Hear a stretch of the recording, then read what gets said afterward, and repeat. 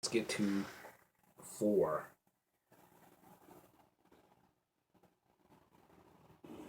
At fourth place is the myth that fantasy can't harm you. Okay, right off the bat, fantasy itself can't. It can't. It's fantasy.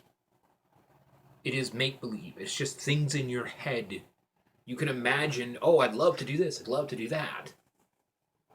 Here's the thing, when you actually take that from in your head to reality, there is a lot of complexity dealing with that. Taking those ideas and making them reality is complicated. It takes special kinds of people who know how to work with what you want to make them work. Let's let this guy keep talking. Fantasy can be expressed in any form, such as paint on canvas or stray thoughts in your mind. But when someone treats people like dolls to manipulate, as they do in BDSM,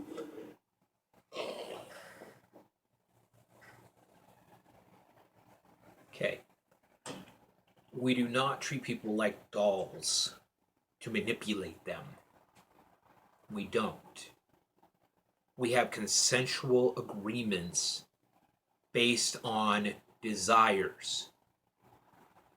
We talk about it thoroughly and then proceed upon the agreed to ideas and plans with safety precautions built in case something goes off the rails, including you have an issue with what is happening. Notice he said none of that at all. they are no longer merely witnessing a fantasy. Now they are living it. Yes. We might say our fantasies don't affect us, but that only makes it all the more surprising, and they sometimes do. Okay.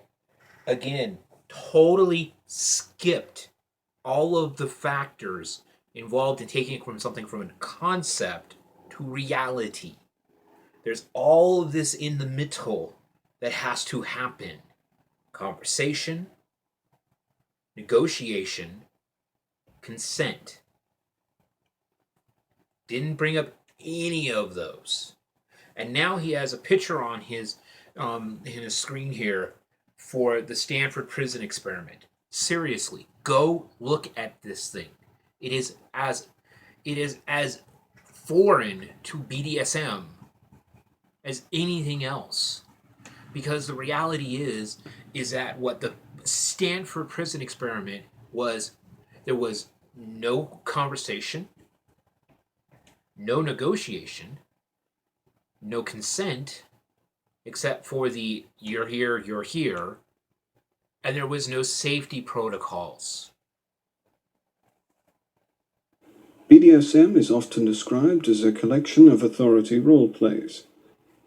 For a fitting Again, role plays, authority role plays. I'm a dominant, you're a submissive. Okay? That does not mean that I'm a dominant and you're a submissive and that's it. There are a bunch of gray areas in between. But he totally skips all of those. comparison, we can look to a psychological experiment. The infamous Stanford prison experiment was conducted by Banks, Haney, and Zimbardo in 1971.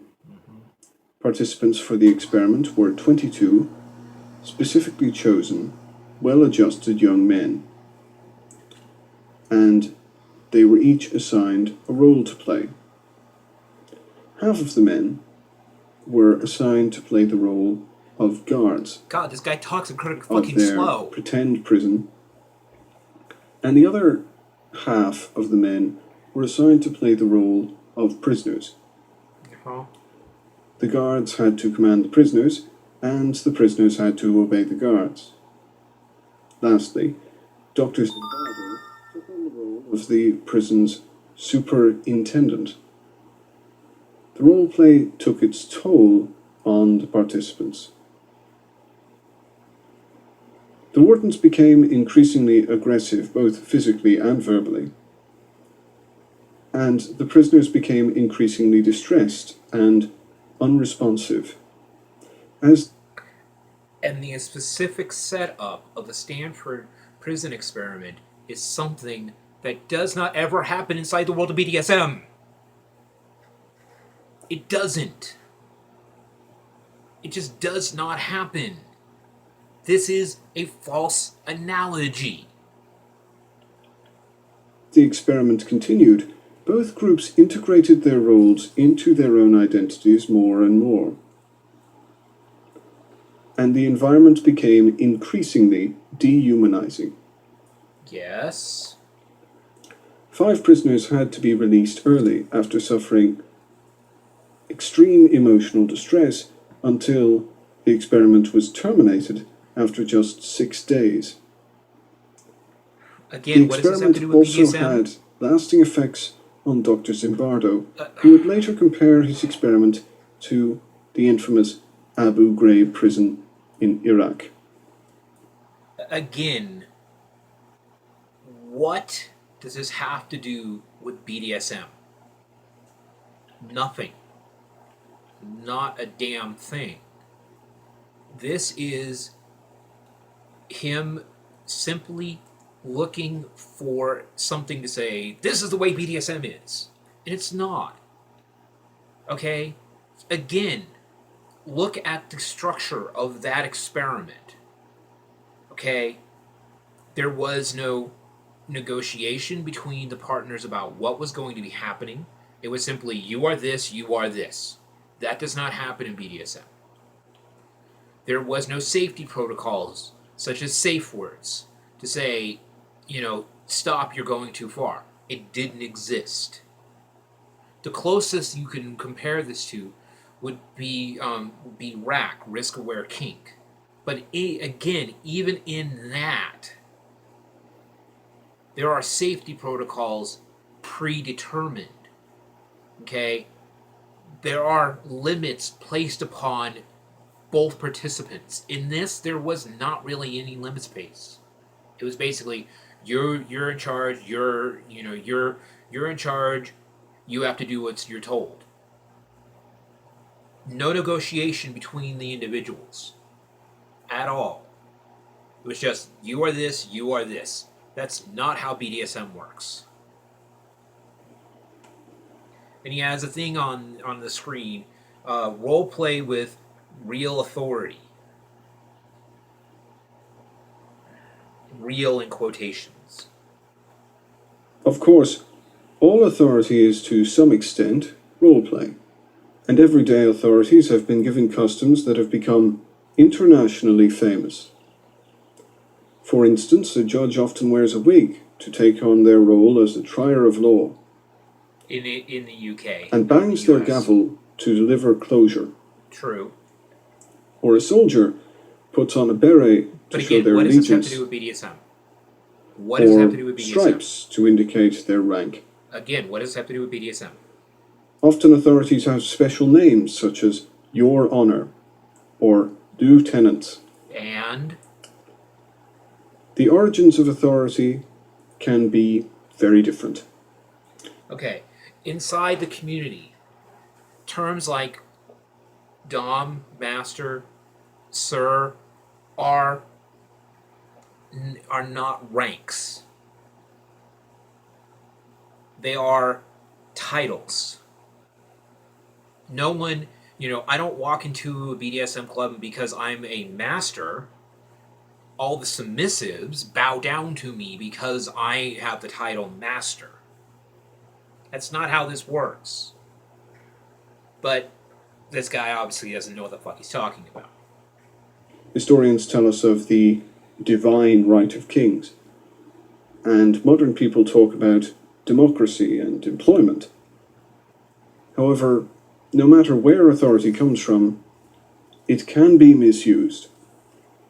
Yes. Having said that, What separates BDSM roleplay from other forms of authority? Consent! Consent. Fucking consent. How fucking hard is that?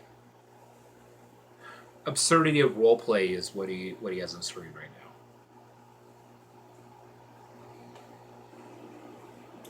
The answer could be absurdity.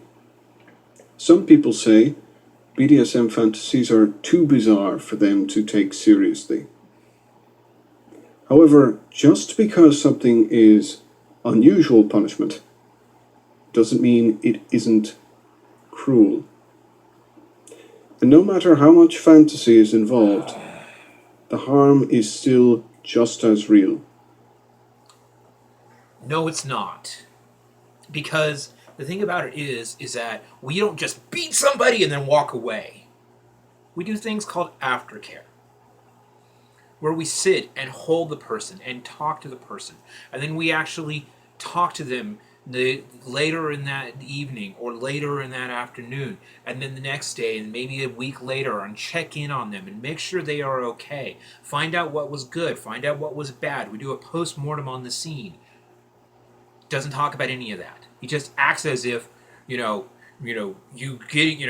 say, I want to be beaten, okay? And I walk out the room. That's not how BDSM works. And he's obviously just making shit up here. Okay, that's leading into number 3. BDSM is safe. First off, I'll tell you, give you a little spoiler, it's not. But we'll deal with that in the next one.